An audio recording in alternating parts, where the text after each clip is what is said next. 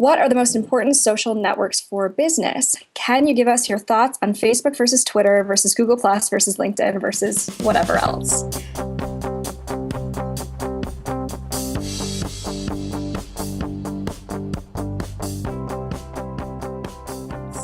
Good question.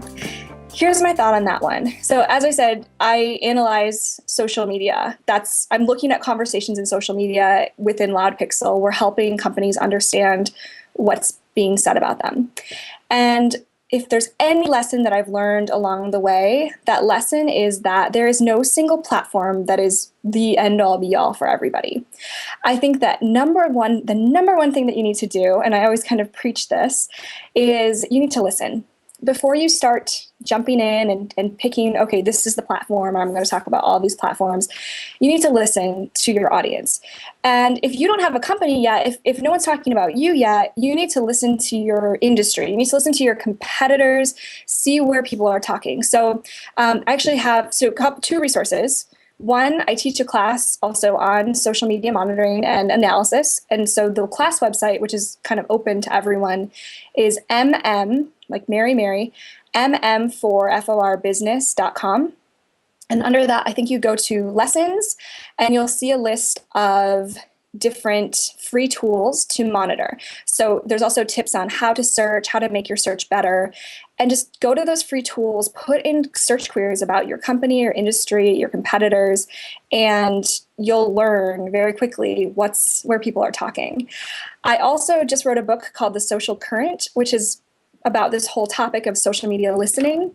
So if you go to the socialcurrent.com, under Wiki, there's also a list of free and paid resources that you can use to listen in on social media and understand where people are talking.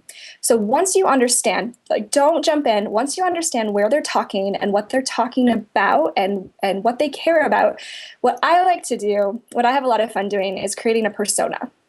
And so what I do is I actually go on Pinterest and I create a secret page. It doesn't have to be secret, but it's nice just to kind of keep it private for your business.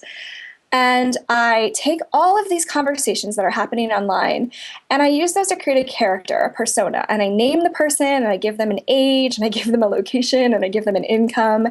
And I pin things that I think would inspire this person. And I actually use that person to drive what I do.